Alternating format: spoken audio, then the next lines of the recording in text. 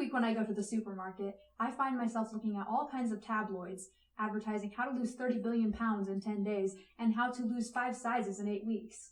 Well, I'm here to tell you today that I have lost pounds and I have lost sizes, but in the process of doing so, I also lost plenty of hair, plenty of years off of my life, plenty of bone mass, and a lot of my confidence. When I was 16 years old, I remember standing on my bathroom scale, and it was a pretty standard scale in pounds, and by the time I stood on that scale, I'd lost about 30 pounds in 2 months because I'd stopped eating. And I remember looking down at that scale, seeing the number, and realizing that I was not happy with myself at that number. And scarily enough, I realized that I would never be happy with myself, even if by some magical miracle, that number managed to reach into the negatives. And that possibility scared me because I realized that I had developed a very unhealthy frame of mind. And I realized that if I didn't stop doing what I was doing, there were going to be some serious consequences.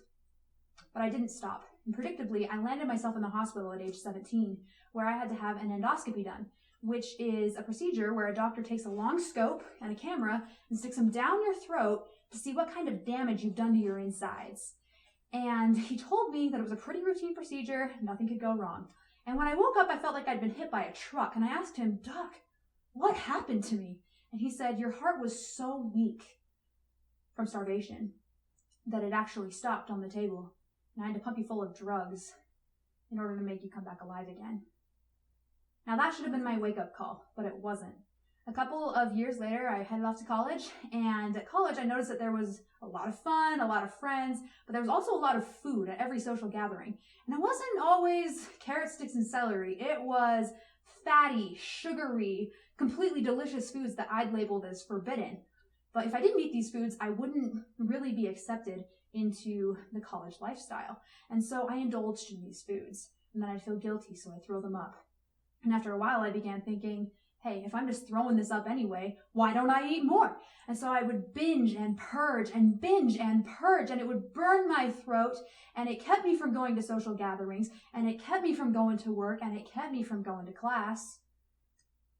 And one day I had the thought, if BYU Idaho offered bachelor's degrees in what the inside of the campus toilets look like, I'd be out of here in less than a week. Because all I spend my time doing is eating the campus food and looking at the inside of the toilet, and eating the campus food and looking at the inside of the toilet again. And it was a scary thought. It was a very scary thought. And one night, I remember as I was getting ready for bed, I'd eaten some stuff that I thought I probably shouldn't have eaten, and I kneeled down right by the toilet, which frankly had become my praying place, where I'd pray that I'd be able to get everything out that I'd eaten that day, and then I'd stand on the scale and pray that I'd lost even half a pound. And as I was about to put my finger down my throat, I saw something on the back of my hand. Now, a lot of bulimics have a sign on the back of their hand called Russell's sign. It's a scar that is made in the middle of your hand from biting on your hand when you force it down your throat to make yourself throw up. And as I looked at that scar, I thought, I know of someone else who has a scar just like that. Only his was made with a nail. And in that moment, I realized that I was a daughter of a much higher being who had created me and who loved me exactly as I was. And for him, I needed to recover so that I could be the daughter that I promised I would be. And so I started going to therapy, and it was not easy. I expected therapy to be a straight line from bottom to top, but no, it was up, down, side, side, up, down, back, back, back, back, back, up, side, up. It was not a straight line. It was not a smooth recovery.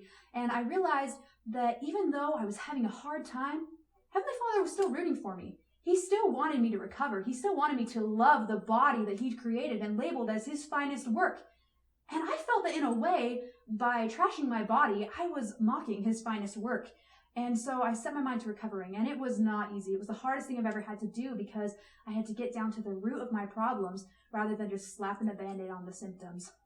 But I'm here to tell you today that it is so worth it to recover.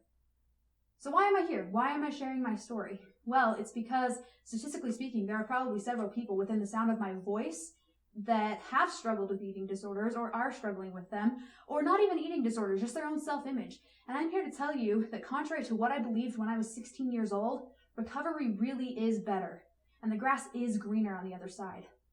And now, instead of daydreaming about eating dinner without wanting to die, or staying at a party instead of having to go and throw up, I'm dreaming about bigger things. I can dream about traveling the world and making new friends and finishing college and having children and marrying the love of my life in 28 days. Whereas before, I didn't even have time to think about all of that with the thoughts of calories and fat grams going on in my head. And I'm here today to tell you that you can do the same.